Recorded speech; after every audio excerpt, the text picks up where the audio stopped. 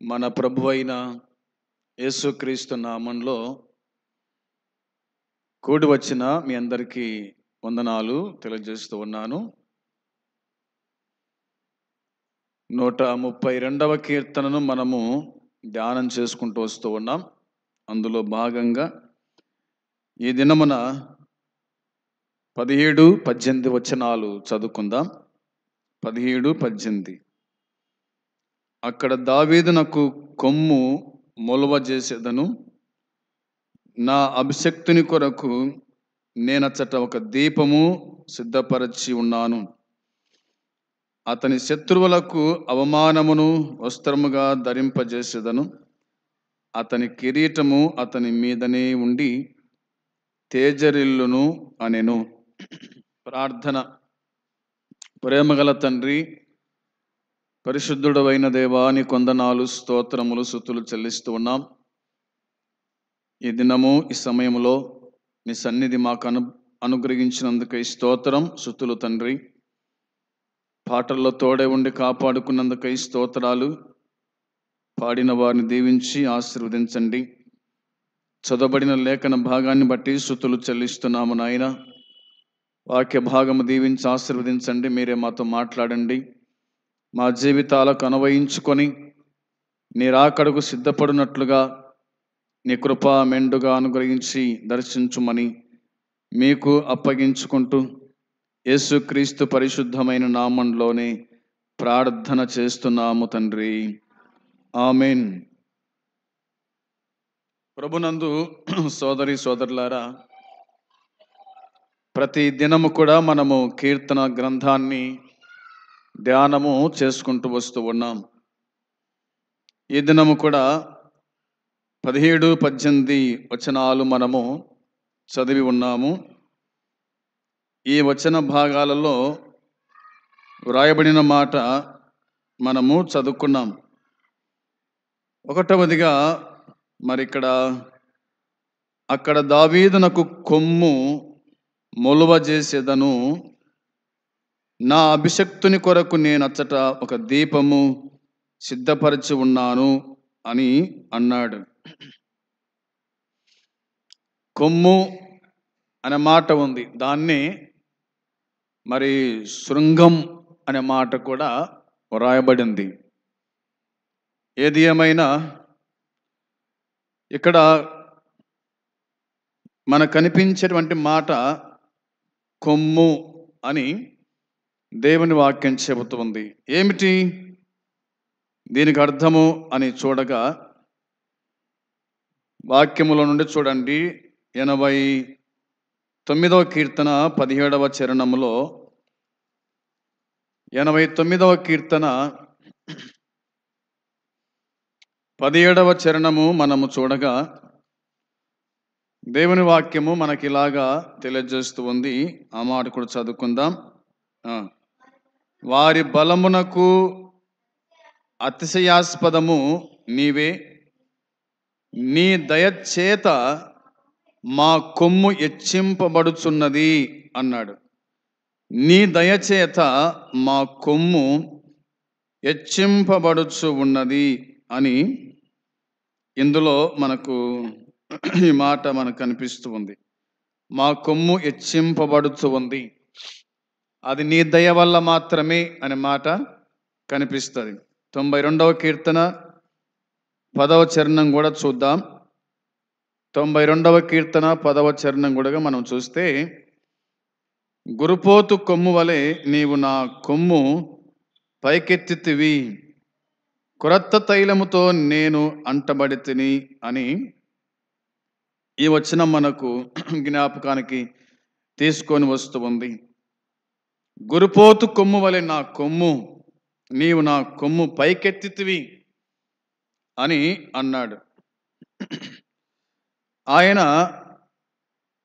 పైకెత్తేవాడు, మనల్ని హెచ్చించువాడు ఆయనే, మనల్ని తగ్గించువాడు కూడా ఆయనే. ఎప్పుడు హెచ్చిస్తాడు, ఎప్పుడు తగ్గిస్తాడు అంటే, ఎప్పుడైతే మనము దేవుని మాట వింటున్నామో అప్పుడు మన కొమ్మును ఆయన పైకెత్తుతాడు. అనగా మన పేరు మన స్థాయిని దేవుడు హెచ్చిస్తాడు అన్నది దేవుని వాక్యం గుర్తు చేస్తూ ఉంది. ప్రభునకు లోబడుట ద్వారా, ప్రభు మాట వినుట ద్వారా, ప్రభువాక్య ప్రకారంగా జీవించుట ద్వారా అన్నది దేవుని వాక్యం మనకు గుర్తు చేస్తూ ఉంది. దీనినే శృంగం లేదా కొమ్ము అని అన్నాడు. ఇక్కడ కొమ్ము అంటే ఇది రాజుకు సూచనగా ఉంది. ఇది రాజుకు సూచనగా ఉంది. రాజు దావీదు రాజు. అదే ప్రకారంగా మరి లూకా సువార్తకు వచ్చేస్తే గనుక అక్కడ ఇలా దేవుని వాక్యం చెబుతూ ఉంది. లూకా సువార్త 1వ అధ్యాయము 69వ వచనము చూడగా, లేఖనాలు మనం పరిశీలన చేసినప్పుడు ఇలాగా దేవుని వాక్యం మనకు గుర్తు చేస్తూ ఉంది. లూకా సువార్త 1వ అధ్యాయము 69వ వచనము మనము చూడగా దేవుని వాక్యం ఇలా చెప్తుంది. చూడండి, 68 చదువుకుందాం. ప్రభు అయిన ఇశ్రాయేలు దేవుడు స్తుతింపబడునుగాక. ఆయన తన ప్రజలకు దర్శనమిచ్చి వారికి విమోచన కలగజేసెను.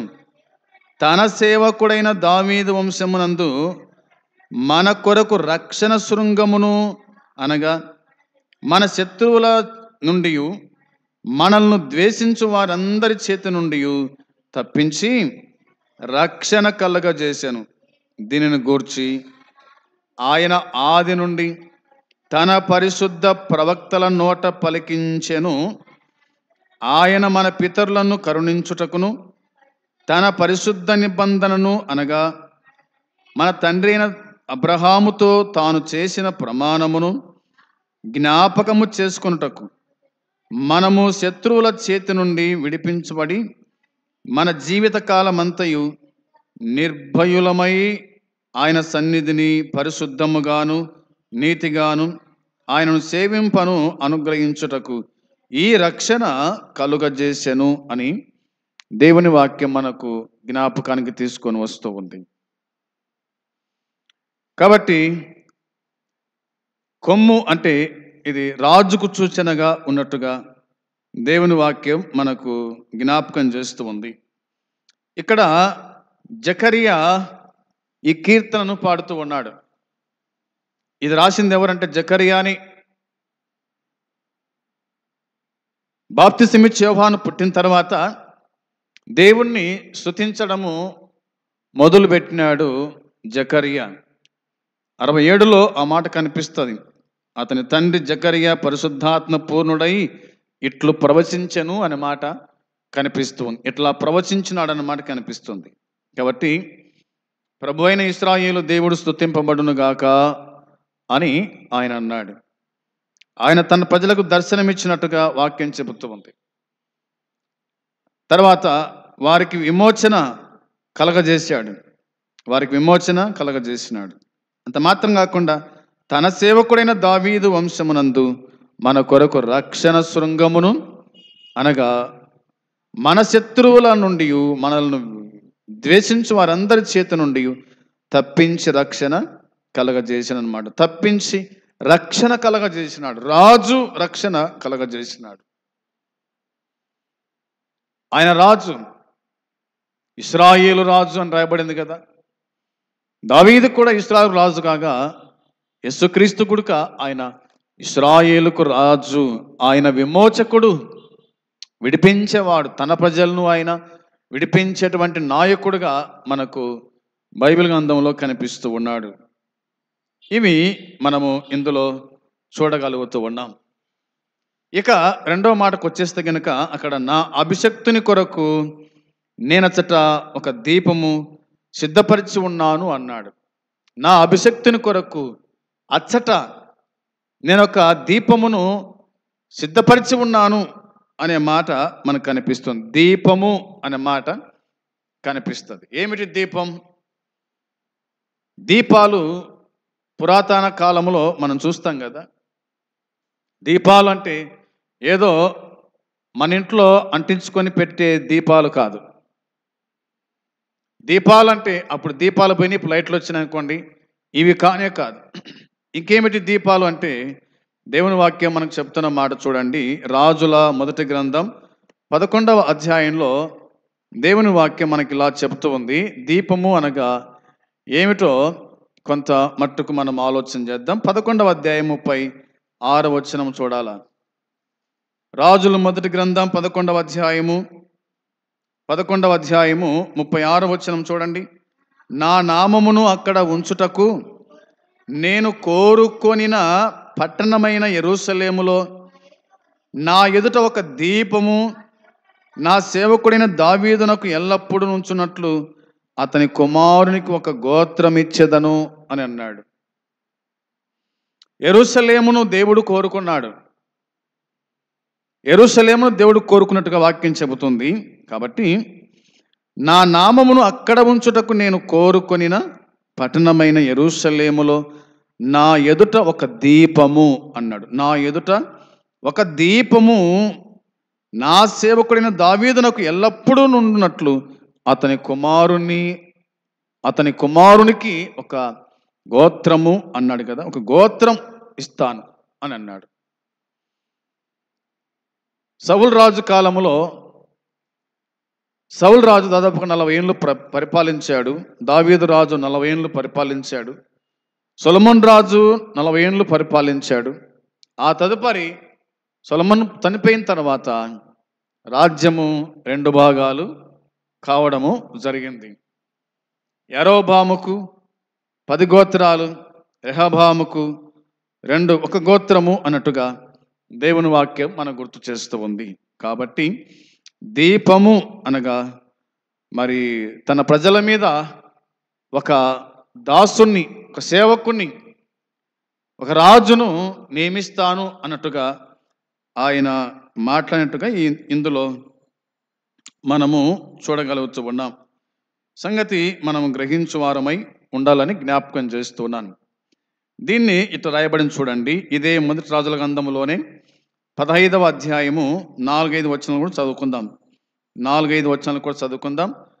రాజుల మొదటి గ్రంథం 15వ అధ్యాయము 4-5 వచనాల్లో దావీదు ఇత్తీయుడైన ఊరియా సంగతి యందు తప్ప తన జీవిత దినములన్నీ యెహోవా దృష్టికి యథార్థముగా నడుచుకొనుచు యెహోవా అతనికిచ్చిన ఆజ్ఞలలో దేని విషయమందును తప్పిపోకుండెను గనుక దావీదు నిమిత్తము అతని తర్వాత అతని కుమారుణ్ణి నిలుపుటకును యెరూషలేమును సిద్ధపరచుటకును అతని దేవుడైన యెహోవా యెరూషలేమునందు దావీదునకు దీపముగా అతన్ని ఉండనిచ్చెను అని దేవుని వాక్యం చెబుతుంది. ఒక దీపముగా అతన్ని ఉండనిచ్చెను. దావీదు నిమిత్తం అతని తర్వాత అతని కుమారుని నిలుపుటకు యెరూషలేమును సిద్ధపరచుటకు అతని దేవుడైన యెహోవా యెరూషలేమునందు దావీదునకు ఒక దీపముగా అతన్ని ఉండనిచ్చెను అని దేవుని వాక్యం గుర్తు చేస్తుంది. ఒక దీపముగా అతన్ని ఉండనిచ్చినాడు, అతన్ని ఉండనిచ్చినాడు అనేది దేవుని వాక్యము మనకు చెప్తున్నమాట. ఈ అధ్యాయంలో మనం చూడగా మరి యూదారాజైన అబియాము కనిపిస్తాడు, యూదారాజైన ఆసా కనిపిస్తాడు. ఈ అధ్యాయం అంతా మనం చూడగా ఏది ఏమైనా దేవుడు ఆయన కోరుకున్నాడు, దావీదు కుమారుణ్ణి కోరుకున్నాడు, దావీదు కుమారుణ్ణి ఆయన కోరుకున్నాడు. ఈ విధంగా యెరూషలేములో దేవుడు దీపముగా తన దాసులను ఆయన ఉండనిచ్చెను అని దేవుని వాక్యమే మనకు జ్ఞాపకానికి తీసుకొని వస్తూ ఉంది. మనకు అర్థమైంది అనుకుంటాను. దీపము అనగా వెలిగించేది దీపం. దీపము వెలిగిస్తూ ఉంది, ఆరిపోతే అది ఎందుకు పనికి రాదు. కాబట్టి యేసుక్రీస్తు గురించి మనం ఆలోచన చేస్తే కనుక బైబిల్ గ్రంథంలో ఇలాగా మనము చూడగలుగుతాం. లూకా సువార్త 1:78 దేవుని వాక్యం చెప్తున్న మాట, యేసు ప్రభు ఆయన లోకానికి వెలుగుగా ఆయన కనిపించినట్టుగా దేవుని వాక్యం చెబుతూ ఉంది. పాత నిబంధన కాలంలో దావీదు కుమారులను ఆయన దీపంగా నిలబెట్టాడు. కొత్త నిబంధనకు రాగా లూకా సువార్త మొదటి అధ్యాయము మరి 78 నుంచి మనం ఆలోచన చేయగా దేవుని వాక్యం ఇలాగా చెబుతుంది. మరియు ఓ శిశువా, నీవు సర్వోన్నతుని ప్రవక్తవనబడుదువు. మన దేవుని మహావాత్సల్యమును బట్టి వారి పాపములను క్షమించుట వలన తన ప్రజలకు రక్షణ జ్ఞానము ఆయన అనుగ్రహించున్నట్లు ఆయన మార్గములను సిద్ధపరచుటకై నీవు ప్రభువునకు ముందుగా నడుతువు. మన పాదములను సమాధాన మార్గములోనికి నడిపించున్నట్లు చీకటిలో నుండి మరణఛాయలో కూర్చుండు వారికి వెలిగించుటకై ఆ మహావాత్సల్యమును బట్టి పైనుండి ఆయన మనకు అరుణోదయ దర్శనం అనుగ్రహించెను అన్నమాట. అరుణోదయ దర్శనం అనుగ్రహించినాడంట. చీకట్లోను మరణఛాయలోను కూర్చుండు వారికి వెలిగించుటకై, చీకట్లో మరణఛాయలో కూర్చుండు వారికి వెలిగివ్వడానికి ఆ మహావాత్సల్యమును బట్టి పైనుండి ఆయన మనకు అరుణోదయ దర్శనము అనుగ్రహించెను అన్నమాట ఉంది. అరుణోదయ దర్శనము అనుగ్రహించినాడు. ఆయన అనుగ్రహించేటువంటి వాడు. వెలుగు ప్రకాశించెను. అవునా, వెలుగు ప్రకాశించెను. 2వ అధ్యాయం 32వ వచనంలో చూస్తే, లూకా సువార్త 2:32లో మనము ఆలోచన చేస్తే వాక్యం ఇలా చెబుతుంది. 29 చదువుకుందాం.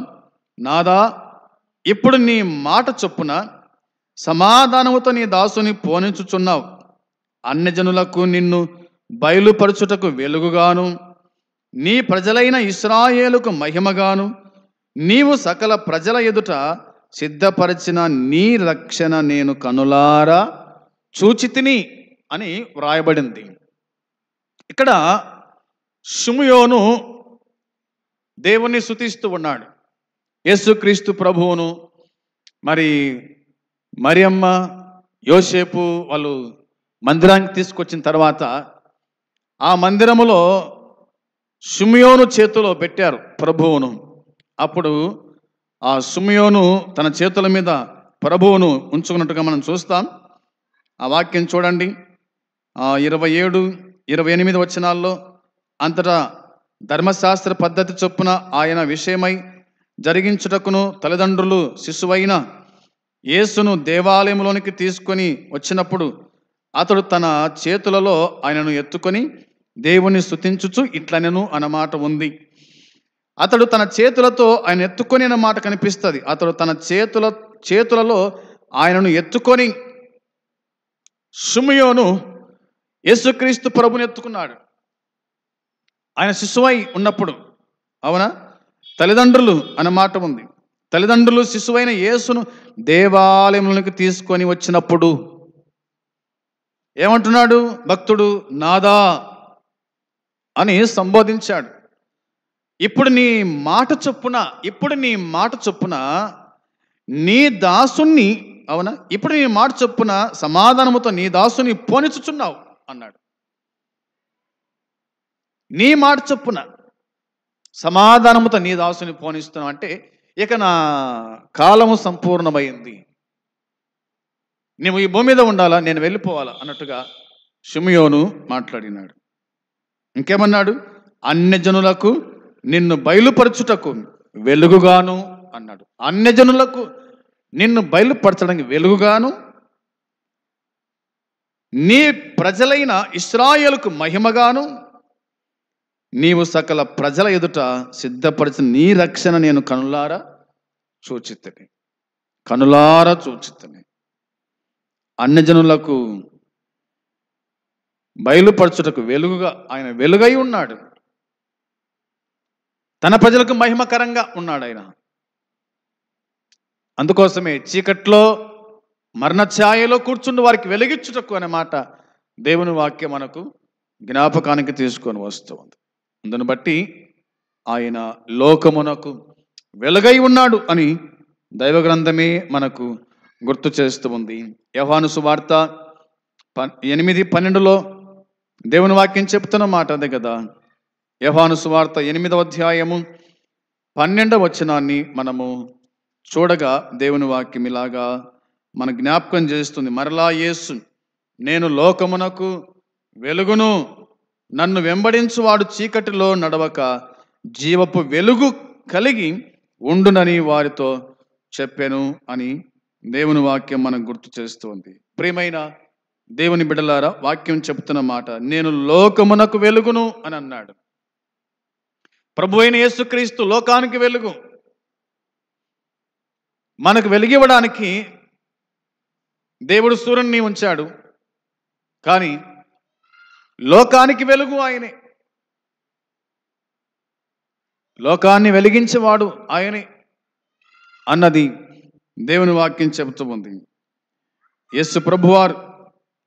యేసు ప్రభువారు యథార్థమైన వెలుగు అని వ్రాయబడింది. ఆయన యథార్థమైన వెలుగు అని 1:9 మనం చూస్తాం. 1వ అధ్యాయము 9వ వచనాన్ని మనము చూడగా దేవుని వాక్యము చెప్తున్న మాట, నిజమైన వెలుగు ఉండెను, అది లోకములోనికి వచ్చుచు ప్రతి మనసుని వెలిగించుచు ఉన్నది అన్న మాట ఉంది. నిజమైన వెలుగు అన్న మాట ఉంది. ఇప్పుడు కనిపించే వెలుగు అది నిజమైన వెలుగు కాదు. యేసుక్రీస్తే నిజమైన వెలుగు అన్న మాట కనిపిస్తుంది. అది లోకములోనికి వచ్చుచు ప్రతి మనసుని వెలిగించుచు ఉంది. కనిపించే వెలుగు, సూర్యుని వెలుగు, అది మనకు వెలుగా ఉంది, కానీ అది మనసులను వెలిగించేది కాదు. ప్రతి మనిషిని వెలిగించేది యేసుక్రీస్తు ప్రభువే. ప్రతి మనిషి జీవితంలో వెలుతురిచ్చేది యేసుక్రీస్తు ప్రభువే. ఆయన నిజమైన వెలుగు అని దేవుని వాక్యం మనకు గుర్తు చేస్తూ ఉంది. అందువల్ల చీకటిని మరి ఆయన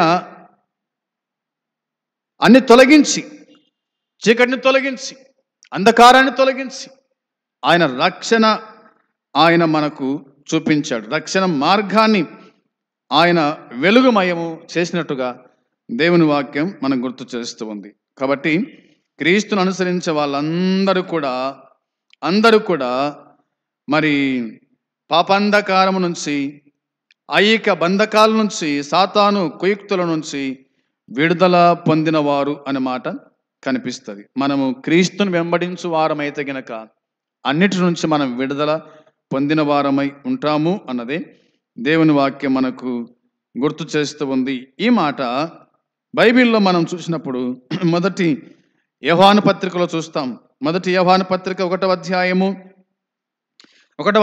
6-7 వచనాల్లో దేవుని వాక్యాన్ని మనము చూడగా అక్కడ రాయబడిన మాట చూడండి. మొదటి అధ్యాయము 6-7 వచనాలు మనం చూస్తే ఇలాగ దేవుని వాక్యం మనం గుర్తు చేస్తూ ఉంది. ఆయనతో కూడా సహవాసం గలవారమని చెప్పుకొని చీకట్లో నడిచిన ఎడల మనం అబద్ధమాడుచు సత్యమును జరిగింపకుందుము. అయితే ఆయన వెలుగులోనున్న ప్రకారము మనమును వెలుగులో నడిచిన ఎడల మనము అన్యోన్య సహవాసం గలవారమై ఉందుము అనే మాట వ్రాయబడింది. మనము కదా, ఆయన వెలుగులో ఉన్న ప్రకారం మనమును వెలుగులో నడిచిన ఎడలా అనే మాట ఉంది. ఆయన వెలుగు అయితే ఆ వెలుగులో మనం నడిచేవారుగా ఉండాలి. ఆయన వెలుగు కదా, ఆయన వెలుగై ఉన్నాడు. యేసుక్రీస్తు నమ్మిన వాడు చీకట్లో నడవడానికి ఏమాత్రం వీల్లేదు. వెలుగులో ఒక వ్యక్తి నడిస్తే తాను తొట్టుపడడు, దారి తప్పడు. కాబట్టి ఆయన లోకానికి వెలుగు, కాబట్టి మనము ఆ వెలుగులో నడుచుకుంటూ గమ్యము చేరేవారుగా ఉండాలని దేవుని వాక్యం గుర్తు చేస్తూ ఉంది. అందుకోసమే వాక్యం చెబుతున్న మాట ఏమిటంటే అన్యోన్య సహవాసం గలవారమై అన్నాడు. అంటే ప్రభువుతో సహవాసం గలవారమై మనము జీవించాలా అన్నది ఈ వచనం మనకు జ్ఞాపకం చేస్తూ ఉంది. రెండవదిగా నన్ను వెంబడించువాడు అని అన్నాడు. నన్ను వెంబడించువాడు అనగా ఇది అనునిత్యం చేయవలసిన పని అని గుర్తుంచుకుందాం. ఎందుకంటే యేసును వెంబడించే వారిని ఆయన మరి గుర్తిస్తాడు అనేది గుర్తుపెట్టుకోవాలి. ఆయన వెంబడించే వారిని ఆయన గుర్తుపెడతాడు. నా గొర్రెలు నా స్వరమేనును, అవి నన్ను వెంబడించునని వాక్యం చెబుతున్నట్టుగా మనము జ్ఞాపకంలో ఉంచుకోవాలి. చూడండి, యోహాను సువార్త 8:31లో 8:31 రాయబడిన మాట. కాబట్టి యేసు తనను నమ్మిన యూదులతో, మీరు నా వాక్యమందు నిలిచిన వారైతే నిజముగా నాకు శిష్యులై ఉండి సత్యమును గ్రహించెదరు, అప్పుడు సత్యము మిమ్మల్ని స్వతంత్రులుగా చేయునని చెప్పగా అనే మాట కనిపిస్తూ ఉంది. తనను వెంబడించే వారిని లేదా యేసు తనను నమ్మిన యూదులతో చెప్పిన మాట ఇది. మీరు నా వాక్యమందు నిలిచిన వారైతే నిజముగా నాకు శిష్యులై ఉండి సత్యమును గ్రహించెదరు. సత్యమును గ్రహించెదరు.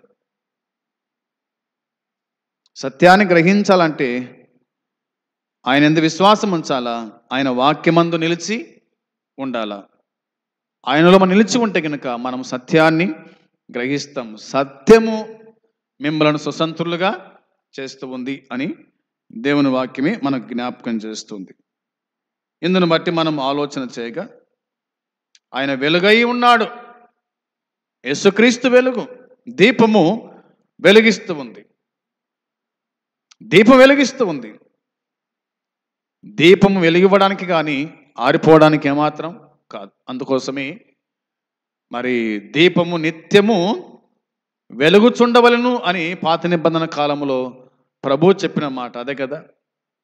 దీపము నిత్యము వెలుగుచుండాల. అదే కోణములో దేవుడు మనకు దీపము ఉంచాడు. వాక్యం చెప్తున్న మాట మనం గ్రహించగలుగుతాం. ఏమిటంటే నరుని ఆత్మ యెహోవా పెట్టిన దీపం అని వాక్యం చెబుతోంది. నరుని ఆత్మ దేవుడు పెట్టిన దీపం. ఈ దీపము ఆరిపోకూడదు, అది నిత్యం వెలుగుతుంది. దేవుని ఆత్మ నిత్యము వెలుగుతూ ఉంది. ఆరిపోయేది కేవలం శరీరం మాత్రమే. దీపము వెళ్ళిపోయిన తర్వాత ఈ బాడిని సమాధి చేస్తారు. దీపం మాత్రం నిత్యము అది వెలుగుతుంది అన్న సంగతి లేఖనాలు మనకు జ్ఞాపకానికి తీసుకొని వస్తాయి. ఇక చూడండి, ఆలోచన చేస్తే కనుక చివరి పుస్తకంలో ఈ విధంగా రాయబడింది. ప్రకటన గ్రంథంలో ఈ మాట చూసి మనం ముగించుకుందాం. ప్రకటన గ్రంథము 21వ అధ్యాయము 22, 23 వచనాలు కూడా చదువుకుందాం. 21వ అధ్యాయము 22, 23 వచనాలు కూడా మనం చూడాలి. దానిలో ఏ దేవాలయమును నాకు కనబడలేదు. సర్వాధికారి అయిన దేవుడగు ప్రభువును గొర్రెపిల్లయు దానికి దేవాలయమై ఉండెను. ఆ పట్టణములో ప్రకాశించుటకు సూర్యుడైనను చంద్రుడైనను దానికి అక్కరలేదు. దేవుని మహిమయే దానిలో ప్రకాశించుచున్నది. గొర్రెపిల్లయే దానికి దీపం. గొర్రెపిల్లయే దానికి దీపం. దేనికి దీపము గొర్రెపిల్ల అంటే దేవాలయమునకు అనే మాట ఉంది కదా. దానిలో ఏ దేవాలయం నాకు కనబడలేదనుంది. సర్వాధికారి అయిన దేవుడగు ప్రభువును గొర్రెపిల్లయు దానికి దేవాలయం. ఆ పట్టణములో అనే మాట ఉంది. ఆ పట్టణములో అనే మాట, ఆ పట్టణంలో ప్రకాశించుటకు, దేవుని రాజ్యంలో ప్రకాశించుటకు సూర్యుడైన చంద్రుడైన అక్కర లేదు.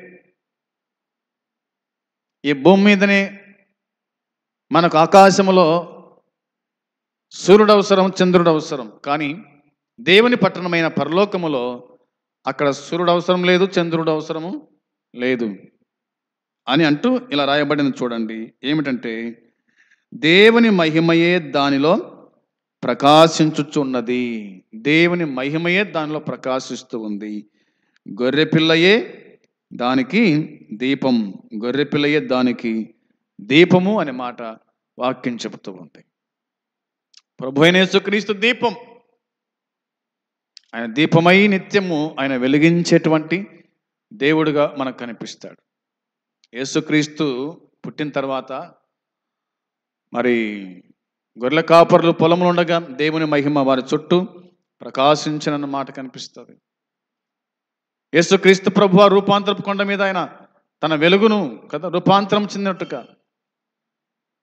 ఆయన వస్త్రాలు ప్రకాశించినట్టుగా దేవుని వాక్యం మనకు గుర్తు చేస్తుంది. ఏదేమైనా దీపము అనగా మరి యేసుక్రీస్తు ప్రభువు అని మనకు అర్థమవచ్చు ఉంది. ఈ విషయాలు మనము గుర్తుంచుకోవాలని నేను మీకు ప్రేమతో జ్ఞాపకానికి తీసుకొని వస్తూ ఉన్నాను. ఇక చివరి వచనం ఉంది కదా, ఆ వచనాన్ని చూడండి. 132వ కీర్తన చివరి వచనములో రాయబడిన మాట, అతని శత్రువులకు అవమానమును వస్త్రముగా ధరింపజేసేదని అని ఉంది. అతని శత్రువులకు అన్నమాట మనకు కనిపిస్తుంది. తర్వాత అతని కిరీటము అతని మీదనే ఉండి తేజరిల్లును అన్నాడు. అతని కిరీటము అతని మీదనే ఉండి తేజరిల్లేటువంటిది.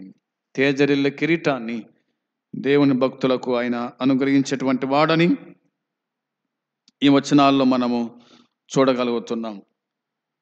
మరి 132వ కీర్తనను మనము సంపూర్తిగా ధ్యానం చేసుకున్నాం. ఈ మాటలు పదే పదే మీరు వింటూ మీ జీవితాలను మరి ఆ వాక్యములను బలపరుచుకుంటూ దేవుని రాకడ కోసమై సిద్ధపడవలసిందిగా ప్రేమతో మీకు మనవి చేస్తూ ఉన్నాను. అట్టి కృప దేవుడు మనకు అనుగ్రహించునుగాక.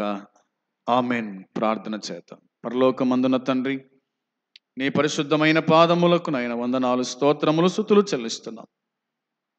మీరు అందించిన లేఖన భాగాలను బట్టి, సత్యాలను బట్టి స్తోత్రము నాయన. దీవించండి, మా హృదయాల భద్రపరిచి స్థిరపరచండి. నీ రాకడకు సిద్ధపాటు చేయమని మీకు అప్పగించుకుంటూ యేసు పరిశుద్ధమైన నామంలో ప్రార్థన చేసి అడిగి స్తుతించి వేడుకుంటున్నాము తండ్రి.